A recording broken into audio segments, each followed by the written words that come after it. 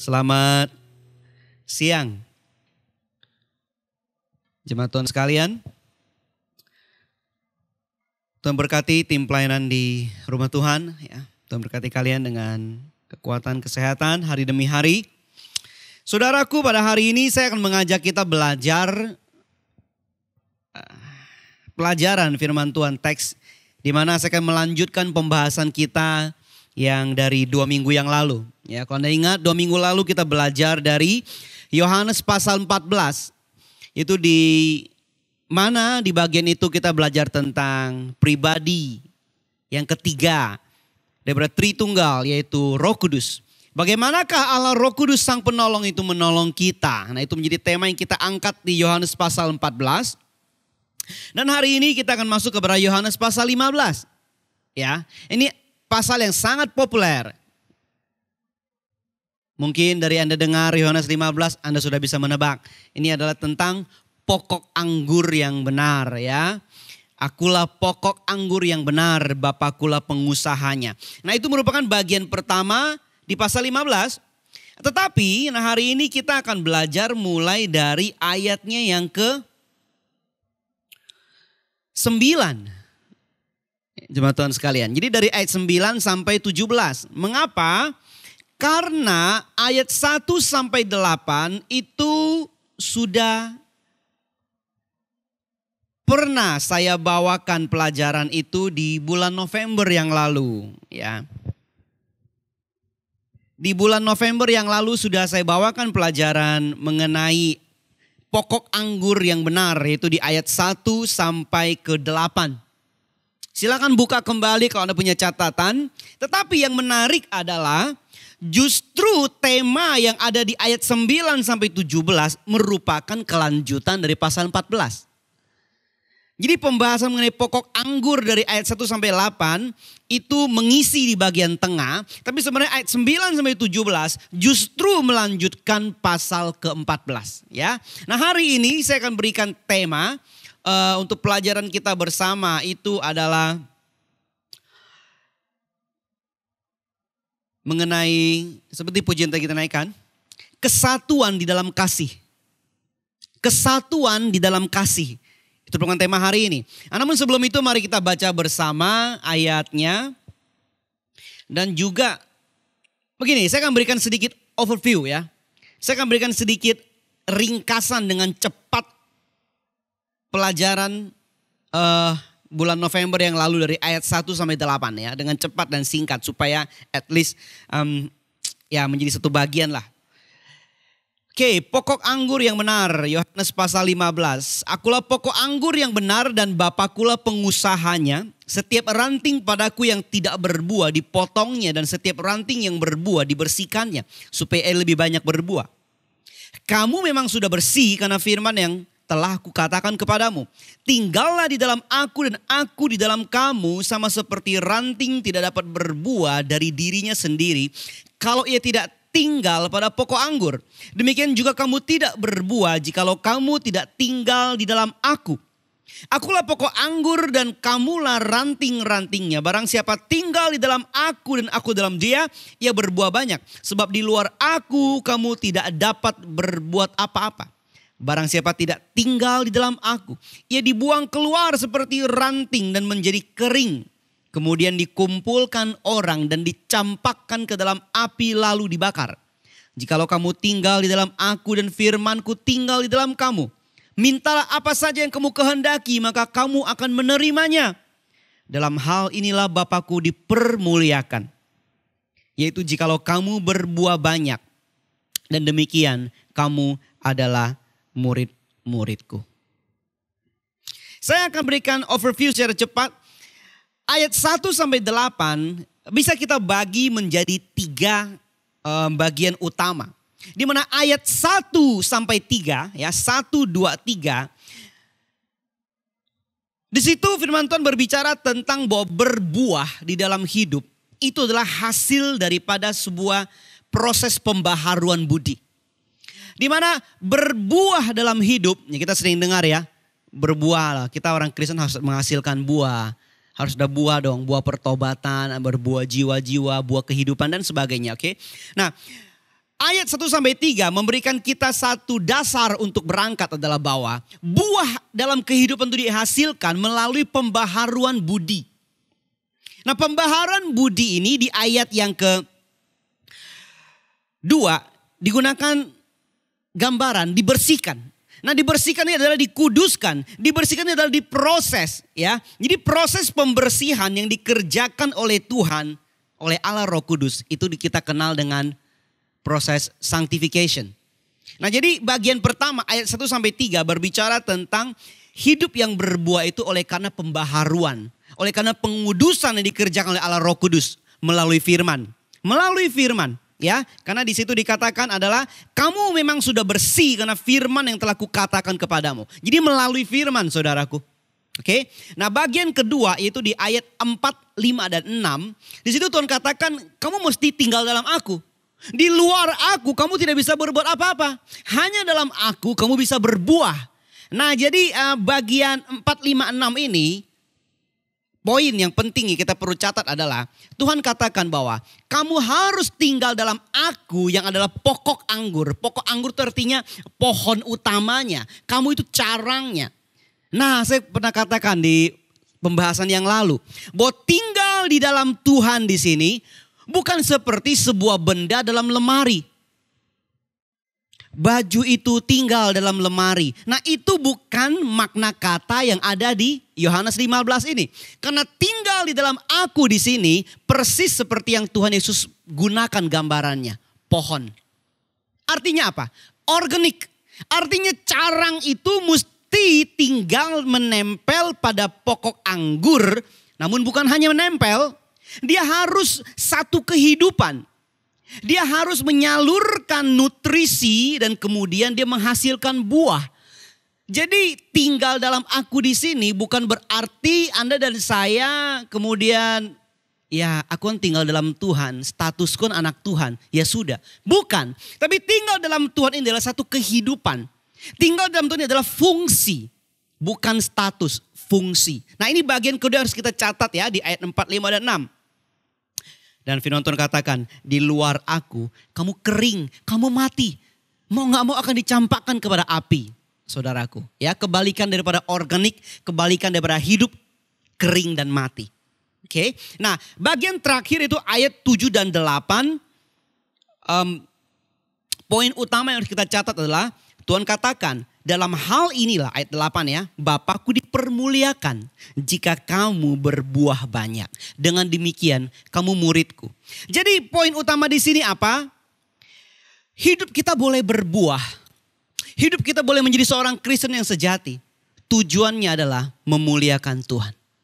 Saya ulangi, tujuannya adalah memuliakan Bapa. Bukan untuk yang lain-lain. Bukan untuk mengangkat status kita, bukan untuk membangun penilaian orang terhadap pribadi kita.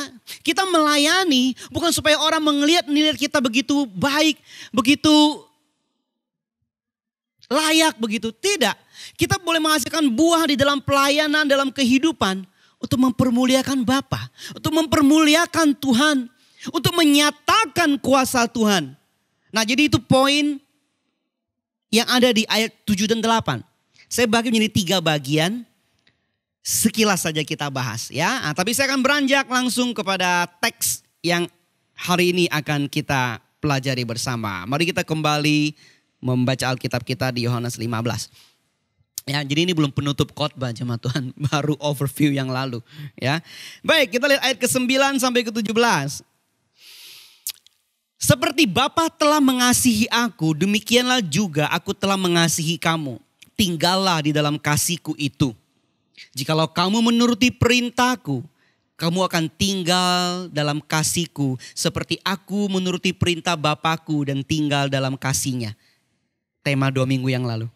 Semuanya itu kukatakan kepadamu supaya sukacitaku ada di dalam kamu dan sukacitamu menjadi penuh. Itulah perintahku, perhatikan, itu supaya kamu saling mengasihi. Seperti aku telah mengasihi kamu. Tidak ada kasih yang lebih besar daripada kasih seorang yang memberikan nyawanya untuk sahabat-sahabatnya. Kamu adalah sahabatku. Jikalau kamu berbuat apa yang kuperintahkan kepadamu. Aku tidak menyebut kamu lagi hamba. Sebab hamba tidak tahu apa yang diperbuat oleh tuannya. Tetapi aku menyebut kamu sahabat. Karena aku telah memberitahukan kepada kamu segala sesuatu yang telah kudengar dari Bapakku. Bukan kamu yang memilih aku, tetapi akulah yang memilih kamu. Dan aku telah menetapkan kamu supaya kamu pergi dan menghasilkan buah. Dan buahmu itu tetap. Supaya apa yang kamu minta kepada Bapa dalam namaku, diulangi sekali lagi di sini, diberikannya kepadamu. Inilah perintahku kepadamu, kasihilah seorang akan yang lain. Saya beri tema di passage bagian kedua daripada pasal 15 ini, yaitu ayat 9 sampai ke 17. Kesatuan di dalam kasih. Ya. Nah, kita akan lihat ayat-ayat yang ada supaya membawa kita untuk memahami maksud daripada tema yang saya pilih. Kedengarannya sederhana, kesatuan di dalam kasih. Kedengaran hal yang general, kesatuan di dalam kasih. Tapi kita ingin menemukan apa makna teks ini berkaitan dengan tema yang kita pilih. Oke? Saudaraku, sebelum kita melihat teks, waktu saya memilih tema ini, saya sempat ubah temanya ya. Saya pilih ini lebih sederhana, saya pilih ini. Maka ada dua tema yang sangat utama di dalam pengajaran kekristenan. Yang pertama apa? Adalah kesatuan. Yang kedua kasih. Ya. Bicara kesatuan di dalam iman Kristen, berbicara kesatuan dalam makna rohani, kita tahu ya, kita belajar bahwa kesatuan di dalam kekristenan bukan kesatuan dari keseragaman. Artinya kita semua harus seragam. Tetapi kesatuan yang sejati dalam kekristenan adalah kesatuan dari keragaman. Se-nya nggak ada. Se-nya nggak ada. Jadi bukan keseragaman tapi keragaman. Bineka. Jadi kesatuan yang sejati itu dilihat di dalam keragaman. Artinya apa? Kita tidak harus menjadi sama dalam berbagai-bagai hal untuk kita bisa disebut sehati dalam Tuhan. Saya ulangi ya, kita tidak perlu harus sama dalam berbagai hal baru bisa kita sehati dalam Tuhan. Karena unity itu adalah kita dari keseragaman kita, bukan dari keragaman. Kita adalah tubuh Kristus. Yang seperti firman Tuhan katakan, tak terbayangkan kalau semuanya mata, kalau semuanya tangan, kalau semuanya telinga. Waduh, bagaimana bisa saling memperlengkapi? Bagaimana bisa saling menolong, menopang? Sebaliknya, kita berbeda-beda dalam perangai. Kita berbeda-beda dalam fungsi. Kita saling melengkapi. Kita menyatu dengan Kristus adalah kepala. Ini poin penting ya, garis bawahi saudaraku. Kristus sebagai kepala. Nah, ini makna kesatuan dulu. Yang kedua, kasih. Dari tema kita di bagian kedua, kasih. Saudaraku, Tuhan menyatakan otoritasnya dalam gerejanya. Saya sudah pernah ajarkan, saya ulangi. Tuhan menyatakan otoritasnya dalam gerejanya melalui apa? Firman. Kristus adalah kepala. Kepala memberi perintah kepada tubuh. Kepala lah yang memberi perintah kepada tangan saya untuk pegang ini. Kepala lah yang memberi perintah kepada tangan saya untuk tunjuk sana. Beri perintah kepada mata saya, lihat ke sana. Kepala yang memberi perintah. Nah, bagaimana Kristus, Tuhan menyatakan otoritasnya, perintahnya dalam gerejanya melalui firman. Tetapi bagaimanakah kehidupan itu mengalir dalam seluruh bagian tubuh? Bagaimanakah kehidupan itu sungguh mengalir dalam setiap bagian tubuhnya? Itu gerejanya. Melalui kasih. Melalui kasih.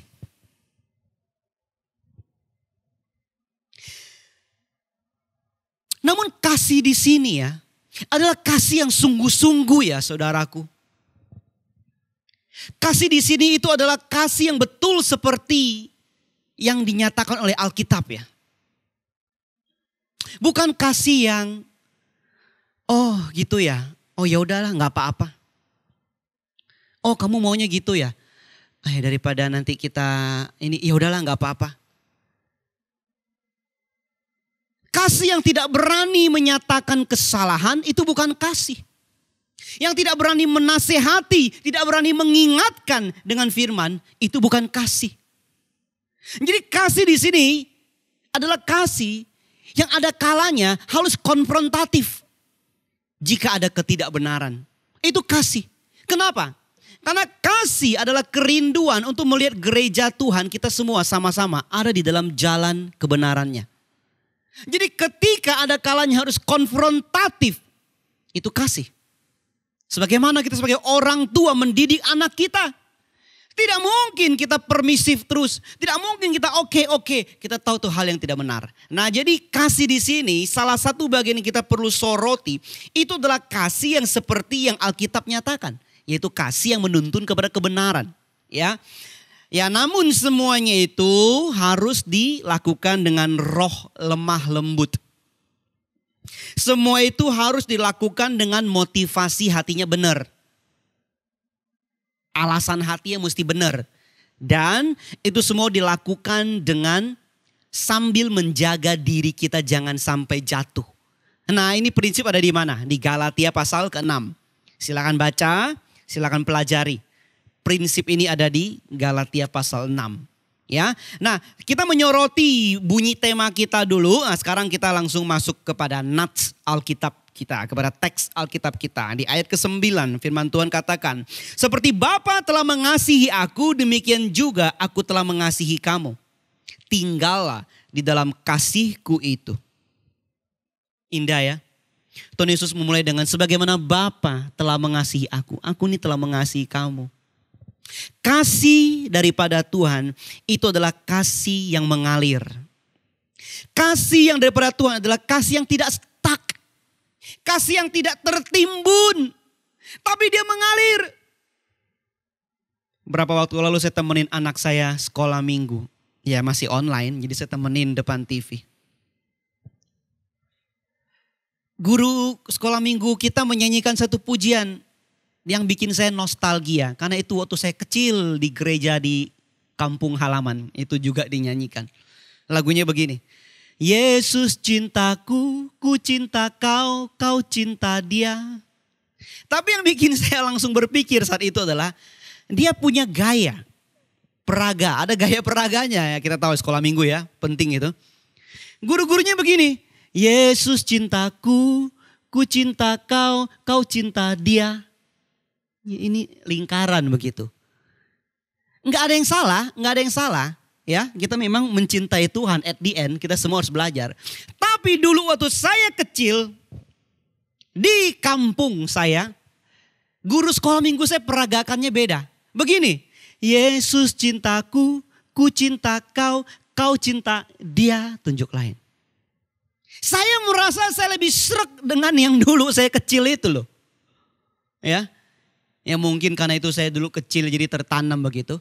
Tetapi saya melihat secara makna bahwa apa yang firman Tuhan katakan, kasih Tuhan itu mengalir. Seperti Bapa mengasihi aku mengasihi kamu, kata Tuhan Yesus. Dan di bagian ayat selanjutnya, demikianlah kamu juga harus mengasihi saudaramu. Kasih tentu mengalir, tidak stuck. Ya saya tidak katakan habis ini guru sekolah minggu tolong ganti gaya. Enggak usah sih, kalian mungkin punya pemaknaan sendiri akan gaya itu. Yang saya ingin katakan adalah poinnya, kasih Tuhan itu mengalir, bukan tertimbun. Kita lanjutkan. Bagaimana nutrisi daripada pokok anggur itu mengalir melalui carang-carangnya. Kemudian menghasilkan buah-buah kehidupan. Buah dihasilkan, orang-orang diberkati. Buah-buah kehidupan dihasilkan, nama Bapa dimuliakan. Itu ada satu aliran kasih yang begitu indah pada pokok anggur. Ini gambaran yang Tuhan Yesus pilih. Begitu indah menurut saya menggambarkan. Ya. Jadi bukan satu kebetulan random tiba-tiba pilih pohon anggur. Tidak ya. Semua memiliki makna yang sangat indah. Demikian kita lihat di sini saudaraku. Kasih yang dari Bapa melalui Kristus mengalir kepada kita semua. Kita mengasihi karena kita lebih dulu dikasihi. Ya, ini satu lagu yang kita mungkin pernah nyanyikan dan itu benar. Kita mengampuni karena kita telah lebih dulu mengampuni. Kasih yang kita berikan, pengampunan, pengertian yang kita berikan. Karena kita udah terima kasih, kita udah terima pengampunan, kita udah diberi pengertian. Saudaraku, kasih manusiawi kita nggak cukup. Saya sudah pernah katakan dan saya tidak bosan untuk mengulangi. Kasih manusiawi kita tidak cukup untuk menjadi seorang sahabat, untuk menjadi rekan pelayanan, untuk menjadi seorang ayah di rumah, untuk menjadi seorang suami. Kasih manusiawi kita tidak cukup. Tidak cukup, saudara. Waktu saya rapikan khotbah, ada satu berita begitu mengganggu saya hari ini. Sangat mengganggu saya. Ada orang tua yang karena anaknya belajar online-nya susah. Dipukul pakai gagang sapu. Sampai meninggal. Itu mengganggu saya. Berita seperti itu. Tapi itu buat saya berpikir. Betapa manusia itu begitu terbatas. Even tuh anaknya. Aduh. Di dalam kejatuhan, dalam dosa. Perangai manusia kok bisa jadi begitu mengerikan. Di dalam jerat dan kuasa dosa yang terus mencengkeram. Tabiat manusia kok bisa begitu seram. Dan saya menyadari waktu saya merenungkan. Dalam diri setiap kita itu juga ada monster.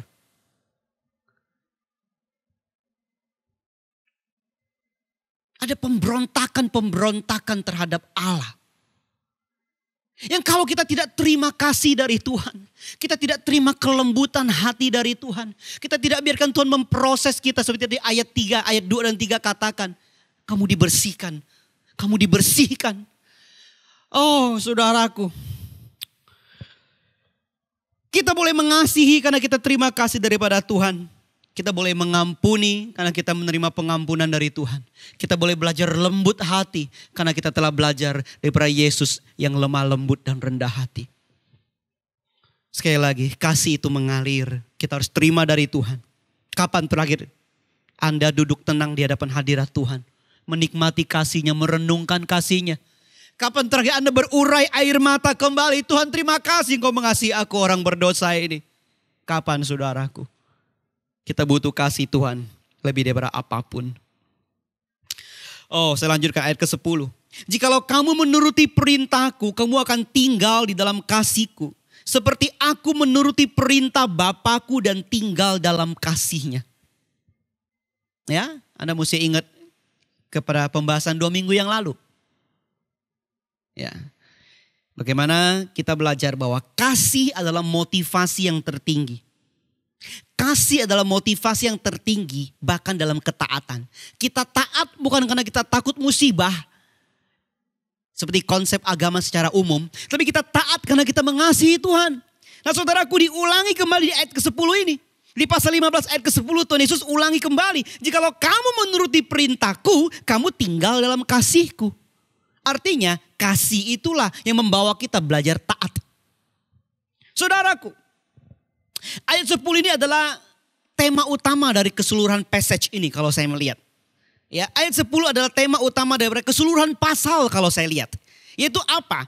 Poin utama di ayat 10 adalah seperti kesatuan Bapa dengan Kristus, seperti unity-nya, kesatuan Bapa dan Kristus, demikianlah kita yang mengasihi Tuhan satu dengan yang lain itu sungguh-sungguh sehati. Saya ulangi ya. Sebagaimana seperti Bapa dan Kristus adalah satu. Demikianlah kalau kita saling mengasihi, kita itu sungguh-sungguh satu dalam Tuhan. Firman Tuhan katakan, seperti aku menuruti perintah Bapakku dan tinggal dalam kasih-Nya. Kamu juga, kamu turuti perintahku, kamu tinggal dalam kasih-Ku. Ini satu, saya katakan tema utama di passage ini, yaitu kesatuan di dalam kasih. Ini tema yang kita angkat ya. Saudara, di sini Tuhan Yesus katakan, seperti aku menuruti perintah Bapakku dan tinggal dalam kasih-Nya. Ini membuat kita sampai kepada tema atau topik tentang Tritunggal. Belakangan kan Tritunggal itu menjadi tema yang lumayan banyak diperbincangkan ya. Karena ada orang yang suka bikin kehebohan dan cari perhatian menggunakan doktrin Tritunggal, bayangkan. Ya lumayan jadi polemik belakangan ini kalau Anda mengikutinya. Saudaraku, saya merasa perlu mengambil waktu sedikit di khotbah hari ini untuk setidaknya memberikan sedikit penjelasan ya. Setiap pribadi dari Tritunggal itu memiliki keunikan yang sampai kata kekhususan masing-masing. Kita harus tahu, bukan 3 individu, tapi 3 pribadi, tetapi satu. Ya. 3 pribadi ini, Tritunggal, itu masing-masing memiliki kekhususan. Sampai kata kekhususan. Tidak terbayang kalau Tritunggal tidak masing-masing ada kekhususan. Anda bayangkan kalimat yang tadi Tuhan Yesus pakai. Jikalau kamu menuruti perintahku, kamu akan tinggal di dalam kasihku. Seperti aku menuruti perintah Bapakku dan tinggal dalam kasihnya. Kalau Tritunggal tidak kekhususan, Tuhan Yesus ngomong tentang dirinya sendiri ya. Allah anak ya dia, Bapa ya dia. Maka kalimat ini menjadi aneh. Seperti aku menuruti perintahku dan tinggal dalam kasihku. Aneh. Tritunggal itu ada kekhususan daripada ketiga pribadi. Ini harus kita mengerti. Ini harus kita ketahui dulu ya. Sebaliknya Tritunggal itu juga berkata satu kesatuan yang tak terpisah. Memang kalau bicara penciptaan maka akan lebih diasosiasikan kepada pribadi Bapa, Sang Pencipta. Kalau bicara penebusan maka akan lebih dikaitkan kepada Tuhan Yesus. Kalau bicara penghiburan kekuatan kepada gereja di seluruh dunia akan lebih dikaitkan kepada Roh Kudus. Tapi kita harus tahu bahwa semua hal itu penciptaan, penebusan dan karya penghiburan itu semua dikerjakan oleh Allah yang satu. Jadi kalau kita bicara soal Tritunggal juga kita tidak bisa lepaskan daripada makna tunggal. Yaitu kesatuan. Di sini Tuhan Yesus pakai kata apa? Tinggal di dalam kasihnya. Seperti aku tinggal dalam kasihnya. Ini adalah makna organik. Makna hidup. Seperti ketika Tuhan katakan kita tinggal dalam dia. Dia tinggal dalam Bapa. Inilah satu kesatuan hidup yang organik. Saudara perhatikan ya. Tritunggal itu menjadi rumit dari zaman ke zaman. Mengapa? Karena manusia mencoba untuk melogikakan. Karena manusia coba untuk memberikan struktur kerangka berpikir kepada prinsip Tritunggal. Jadi dari zaman ke zaman itu sulit sekali. Ya, dari zaman ke zaman itu ada dalam kebingungan. Sebenarnya manusia membingungkan sesama manusia. Kita harus kembali kepada apa yang Alkitab katakan. Dan jangan kita lupa saudaraku, jangan kita lupa ya. Manusia diciptakan segambar serupa Allah. Bukan Allah coba ditafsirkan menurut gambar manusia. Jangan dibalik. Ketika itu dibalik, kacau. Jadi jangan kita menjelaskan Tritunggal pakai umpamanya manusia ya. Ada seorang pria, di rumah dia ayah, di kantor dia staf. Di lapangan sepak bola dia sahabat. Nggak bisa saudaraku. Manusia diciptakan segambar serupa Allah. Jangan dibalik. Allah coba ditafsir, diterjemahkan, dikasih kerangka. Ujung-ujung menjadi kekacauan, keruh dan bingung. Nah jadi yang perlu kita tahu, berbicara Tritunggal. 3 pribadi ada kekhususan. Tapi berbicara Tritunggal, jangan lupa tunggal. Allah kita bukan banyak, Allah kita esa. Ya. Nah saya lanjutkan saudara, tentu kita harus membahas khusus hal seperti ini. Dan cocoknya di Bible class. Oke. Kita kembali kepada ayat ke-10 kita. Bersama tinggal dalam kasihnya. Tema kita. Kesatuan di dalam kasih. Saudaraku. Kesatuan seperti apa yang dimaksudkan oleh teks. Kesatuan di sini adalah bersama belajar melakukan perintahnya. Karena kalau kita baca kelanjutan daripada teks, Tuhan katakan, ya, aku berikan perintahku. Kalau kau tinggal dalam perintahku, kamu sungguh adalah sahabatku. Kalau kau tinggal, kau mengasihi aku, kau tinggal dalam kasihku, kau melakukan perintahku. Jadi makna yang kita belajar di sini adalah berbicara kesatuan. Maka kesatuan di sini sebagai gereja adalah bersatu bersama belajar perintahnya. Tidak kurang dari itu. Jadi berbicara kesatuan yang sejati sebagai tubuh Kristus. Kepala kita itu Kristus. Dan seperti saya katakan di awal, kepala yang memberikan perintah. Melalui apa? Melalui firman-Nya. Jadi bagaimana mungkin kita tidak terus sungguh-sungguh belajar firman? Kita kalau ke gereja, kalau kita melayani, atau kita beribadah seperti ini, kita bukan mencari firman Tuhan, yaitu bagaimana sang kepala memberitahu kepada kita jalan-jalan kebenaran. Untuk apa kita kumpul-kumpul? Sebagus apapun anggota tubuh, wah bagus banget. Tangannya indah, kakinya kuat, badannya tegap. Nggak ada kepala. Seindah apapun tubuh, tanpa kepala, mati. Tapi dari kepala lah kita menerima perintah-perintah. Kita menerima otoritas. Dan di dalam iman Kristen itu dalam melalui firman Tuhan. Jadi berbicara unity bersama belajar perintahnya. Kita lakukan bukan hanya di gereja, di komsel. Ketua sel akan mengajak kembali untuk mengupas kembali firman Tuhan. Coba mendaratkan kepada hal yang lebih sederhana buat para anggota. Bersama-sama berbagi. Oh kemarin saya dengar ayat ini. Saya merasa ya bahwa mulai berbagi. Sesama anggota mulai berbagi. Itu unity. Itu adalah belajar bersama melakukan perintahnya. Ya. Saudaraku, perintah Tuhan kita renungkan, kita pelajari. Supaya kita bisa memahami. Supaya perintah yang baik itu juga dapat dimengerti dengan baik. Perintah Tuhan selalu baik. Tapi kalau perintah yang baik ini kita tidak mengerti dengan baik, maka bagi kita itu bisa menjadi sia-sia. Ya, saya jadi ingat dengan satu kalimat yang dikatakan oleh John Stott. Dikatakan gini, tidak boleh ada himbauan tanpa penjelasan. Tidak boleh ada penjelasan tanpa himbauan. Bagus ya kalimatnya, silakan Anda renungkan. Ya, ini bisa diterapkan bukan hanya dalam soal pelajaran rohani. Tidak boleh ada himbauan tanpa penjelasan. Itu namanya maksa, otoriter. Tidak boleh ada penjelasan tanpa himbauan. Jelaskan panjang lebar.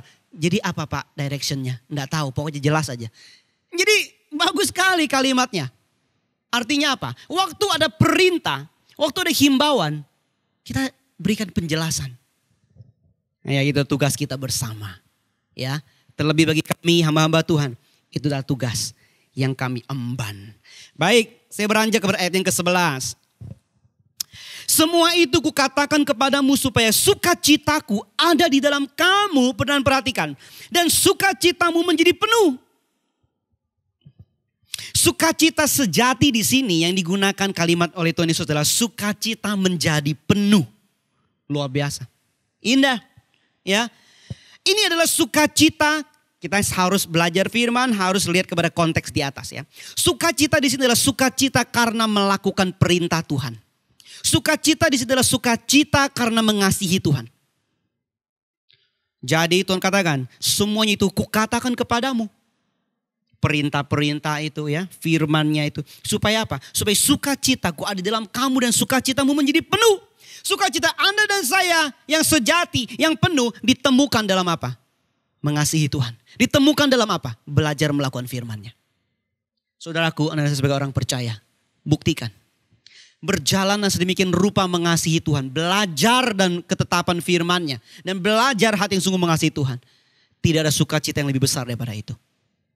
Ya, saya terlebih yakin. Hari ini apa yang menjadi sumber sukacita bagi orang-orang? Sumber happiness bagi orang-orang itu apa? Saya melihat belakangan banyak sekali ya. Kalau ditanya hobimu apa? Traveling. Saya kadang dalam hati berpikir. You ngerti gak sebenarnya? Ya kamu traveling kalau hanya untuk melarikan diri dari kenyataan dan kepenatan hidup. Itu bukan hobi ya. Ini mungkin itu relaksasi jiwa aja. Relaksasi jiwa. Saya gak katakan gak perlu ya. Ya kadang kalau mumet, penat gitu ya, kita butuh relaksasi jiwa. Ada orang yang traveling membuat dia menjadi segar kembali. Ada orang yang dengan musik, ada orang dengan bernyanyi, ada orang dengan baca buku, bahkan ada orang dengan menyendiri. Ini menemukan relaksasi, ya. Itu relaksasi jiwa, saudaraku. Nah, kita harus bedakan antara sukacita sejati di dalam roh dengan sekedar relaksasi jiwa. Jangan yang cuman hobi dan relaksasi jiwa itu kita angkat begitu tinggi dalam hidup. Kita utamain begitu tinggi. Kita lost, kita tidak bisa mengenal sukacita yang sejati, yang penuh, yang lahir dari mengasihi Tuhan dan belajar firman-Nya itu. Kita disibukkan. Ya mungkin nanti pasca corona lah baru bisa bahas ini. Kita disibukkan dengan kenikmatan. Kalau sekarang mungkin agak susah memahami, memaknai maksud kalimat ini. Tapi saya ingin kembali kepada apa yang kita bahas, saudaraku. Bagi kita murid Kristus, sukacita kita yang penuh adalah ketika kita mengasihi Tuhan dan sungguh-sungguh belajar firman-Nya. Saya ingin ulang-ulang kalimat supaya membekas dalam Anda. Ya. Di mana kita menemukan kasih kepada Tuhan diungkapkan. Firman Tuhan direnungkan, dipelajari. Di mana? Di ibadah. Di ibadah. Makanya saya selalu katakan, ibadah yang sejati itu dibutuhkan. Ibadah yang sejati itu tidak mungkin membosankan. Termasuk ibadah online seperti ini. Kalau ibadah itu sejati, tidak mungkin membosankan. Ibadah yang sejati itu dibutuhkan. Mengapa? Karena di dalam ibadah yang sejati, kasih kepada Tuhan kita nyatakan, kita nikmati hadirat-Nya. Dan firman Tuhan kita pelajari bersama. Itu dua adalah sumber sukacita sejati. Itu dua yang membuat sukacita kita menjadi penuh. Seperti yang kita belajar di pada bagian firman Tuhan ini. Ya, jadi mari kita berkomitmen bahwa setiap kali kita beribadah, itu ibadah yang sejati. Kita sebagai gereja, kita sebagai tim pelayanan, kita berkomitmen bahwa dalam pelayanan kita, dari awal sampai akhir, itu adalah ibadah yang sejati. Saya lanjutkan saudaraku. Masih bersama saya ya. Yang sini juga masih bersama saya ya. Oke. Kita tidak panjang lagi. Ayat 12-13. Inilah perintahku, yaitu supaya kamu saling mengasihi seperti aku telah mengasihi kamu. Tidak ada kasih yang lebih besar daripada kasih seorang yang memberikan nyawanya untuk sahabat-sahabatnya. Kita perhatikan di bagian sini. Kasih adalah perintah. Kasih bukan saran. Kasih bukan himbauan. Kasih itu perintah. Mengapa? Karena Tuhan tahu kita tidak bisa hidup tanpa kasih. Jadi ketika Tuhan memberikan perintah, Dia adalah pencipta kita. Dia tahu yang terbaik buat jiwa dan hidup kita. Martin Luther King berkata, saya memilih kasih bukan kebencian. Karena kebencian terlalu berat buat dipikul. Jadi itu Tuhan memerintahkan kita mengasihi. Itu yang terbaik buat jiwa kita. Itu adalah sebenarnya habitat asli kita sebagai murid Kristus.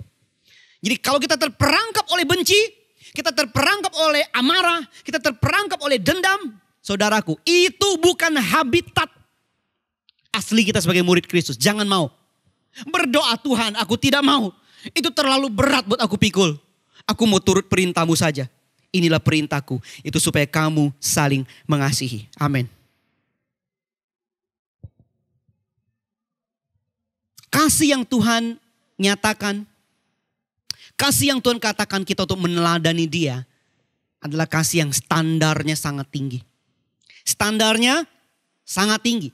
Karena di ayat ke-13 Tuhan Yesus katakan, tidak ada kasih yang lebih besar daripada seorang yang memberikan nyawanya untuk sahabat-sahabatnya. Ya, ini sebenarnya masuk ke pasal 16 tentang Roh Kudus lagi. Pasal 17 doa di malam terakhir.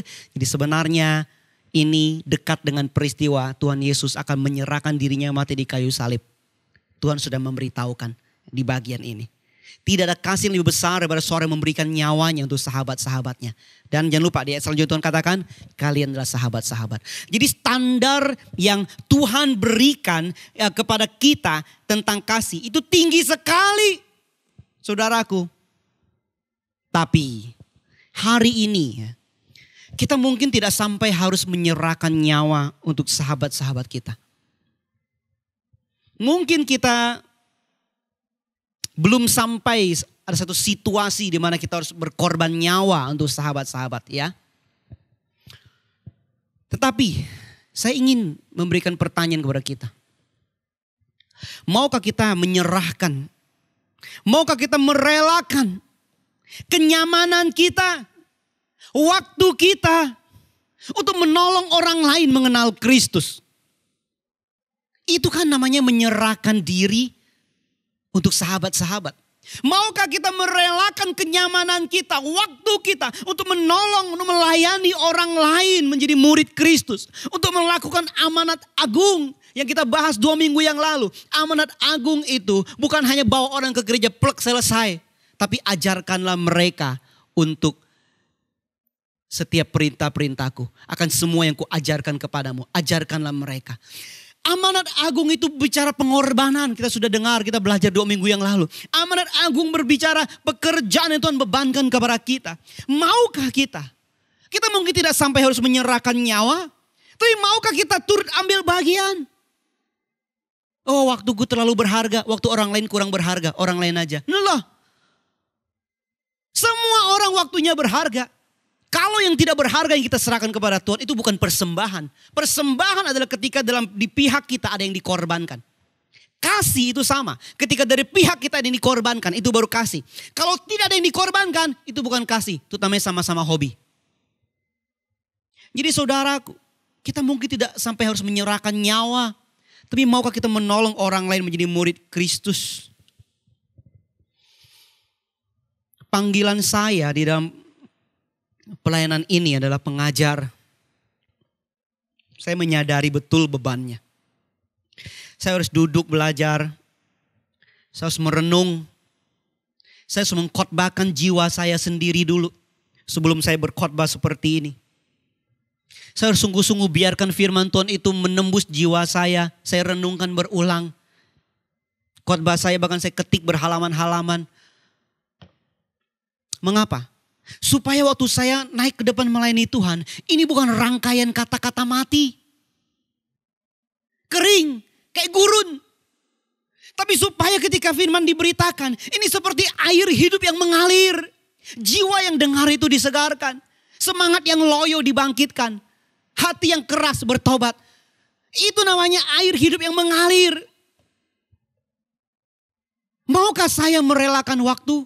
Maukah saya membayar harga saya? Maukah saya memikul beban ini? Saya harus mau. Saya harus rela. Ya sebagai kata saya di sini karena saya yang lagi berbicara. Jadi saya contoh. Panggilan hidup saya yang lain apa? Panggilan saya yang lain. Penyembah. Saya pernah katakan. Apapun yang saya kerjakan dalam pelayanan sebenarnya saya ini adalah seorang worshiper. Saya adalah seorang penyembah, seorang pemuji.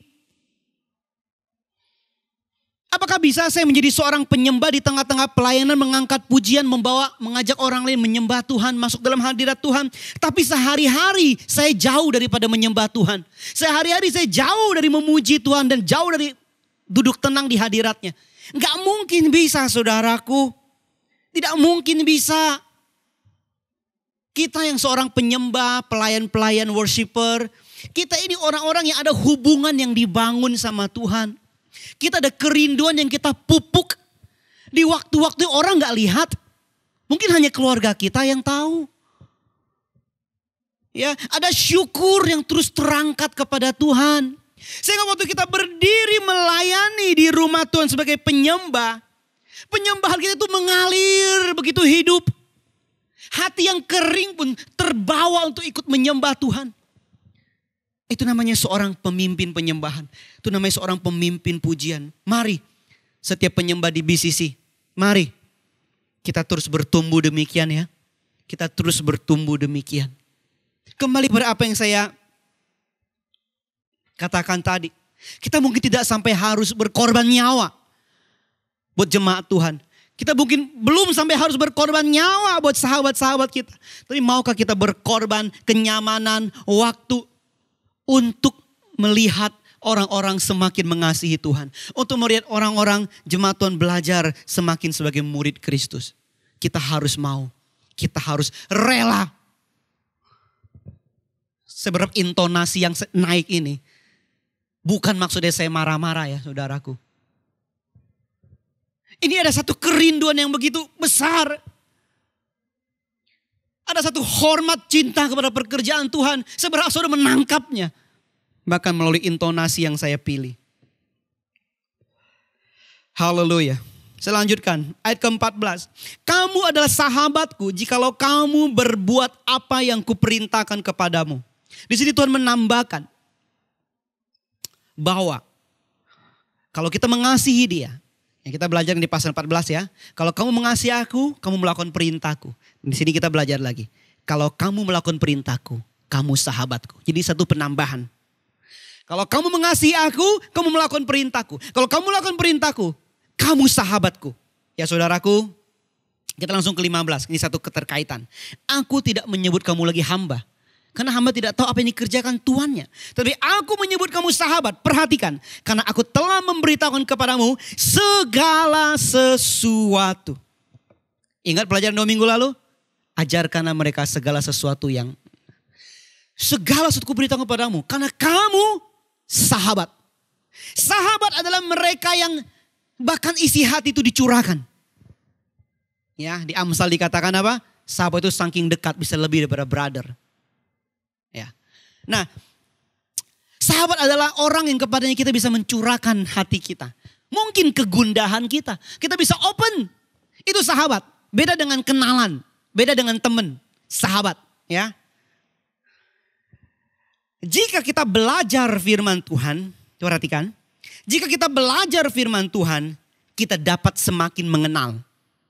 Kita belajar malah semakin mengenal. Oh iya, kan waktu kita belajar, ketika kita sungguh-sungguh seorang sahabat, maka kita akan semakin dibukakan.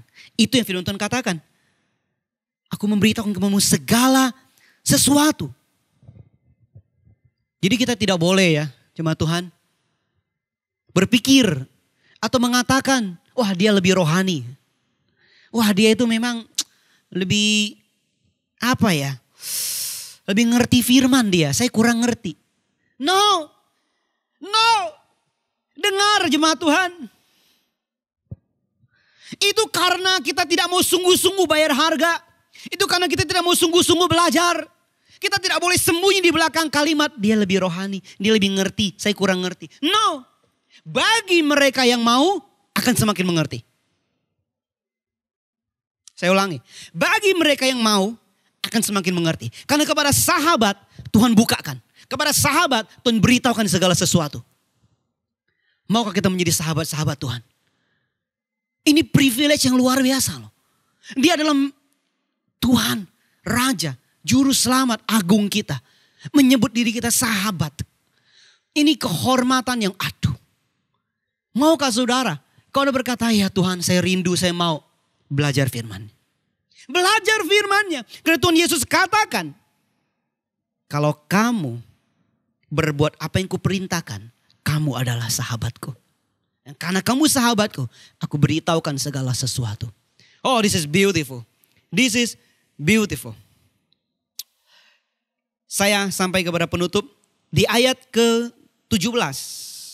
Firman Tuhan katakan, inilah perintahku kepadamu.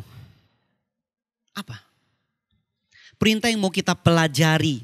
Perintah yang kata firman Tuhan kalau kita pelajari kita adalah sahabatnya. Perintah yang kata firman Tuhan kalau kamu tinggal dalam perintahku kamu sungguh mengasihi aku. Perintah apa itu? Perintah apa saudaraku? Ayat yang ke-17. Kasihilah seorang akan yang lain. Itu tema kita. Kesatuan dalam kasih. Bukan dalam yang lain. Bukan karena satu hobi, satu klub, satu tempat kerja, siang malam ketemu, cocok, suka ketawa ketiwi.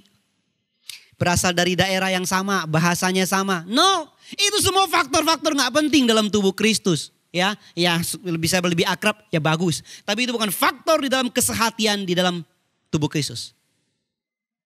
Tapi kita mengasihi, kita bersehati. Karena kita adalah carang-carang daripada sang pokok. Kita adalah carang-carang daripada sang pokok yang diikat oleh kasihnya. Oh haleluya. Sungguh mari kita memilih kasih. Kita stick dengan kasih. Karena amarah dan benci terlalu berat untuk dipikul.